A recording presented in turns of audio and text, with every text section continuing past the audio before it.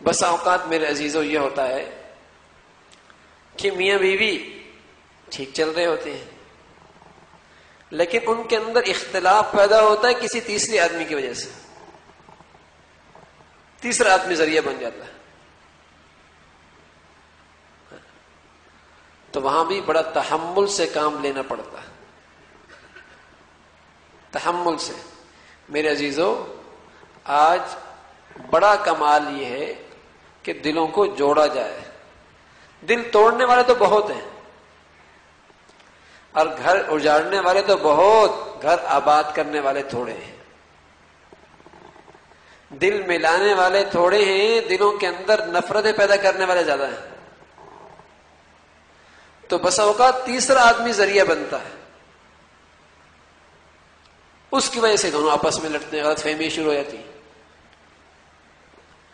تو اس کے نتیجے گھر اجڑنے لگتے ہیں. تو اللہ رب العزت نے اس سلسلے میں فرمایا کہ دیکھو تقوی اختیار کرو. دونوں خاندان کے دونوں گھرانوں سے بھی بولا کہ دیکھو تم اللہ سے ڈرنا. اگر آج تم کسی کا گھر اجاڑو گے تو یاد رکھو اس کا انجام تم اپنی زندگی میں بھی دیکھو گے، آخرت میں بھی دیکھو گے.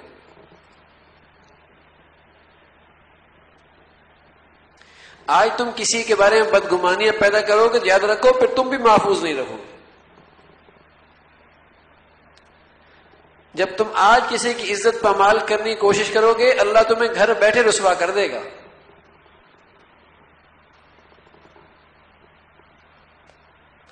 تو اس میں احتیاط ہو کہ اللہ کا خوف ہو. اس لیے رسول کریم صلی اللہ علیہ وسلم جب ازواجی زندگی کے سلسلے کو جوڑ رہے ہوتے تو دونوں خاندان کے افراد بھی موجود ہوتے، تو بار بار ایک بات کہتے، لوگوں اللہ سے ڈرنا، اللہ سے ڈرنا، اللہ سے ڈرنا، اللہ سے ڈرنا. ایسا نہ ہو کہ تم ذریعہ بن جاؤ اس گھر کو توڑنے کا اور بیچ میں غلط فہمیاں پیدا کرنے کا.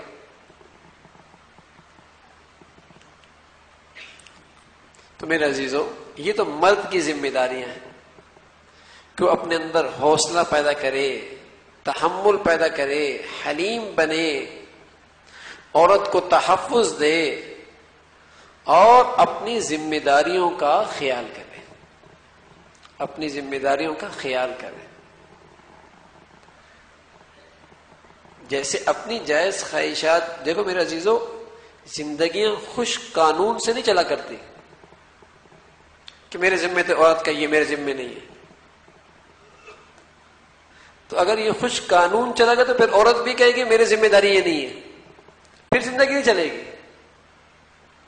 اگرچہ ساس سسر کی خدمت عورت کی ذمہ داری نہیں، لیکن سعادت تو ہے، اس کی سعادت تو بہت بڑی ہے. اسی طرح اگر میاں کہے کہ میری ذمہ داری یہ نہیں ہے تو پھر زندگی گاڑی نہیں چلے گی. گاڑی تو چلے گی محبت کے ساتھ، ایک دوسروں کی خوشی دیکھ کر. جہاں بات قانون کی آ گئی خوش، تو پھر زندگی نہیں چلے گی. یہاں تو یہ دیکھنا پڑے گا کہ دونوں کی منشا کیا ہے. اگر بچی یہ دیکھے کہ میں دوسرے گھر میں آئی ہوں تو ظاہر ہے اب اس کی، میرے شوہر کی ماں میری ماں، اور شوہر یہ خیال کرے کہ اب اس بچی کی ماں جو ہے وہ میری ماں، اور بچے کا باپ، عورت کہے کہ یہ میرا باپ.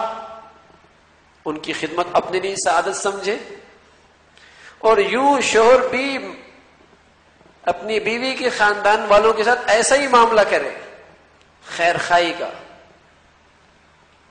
محبت کا، احترام کا.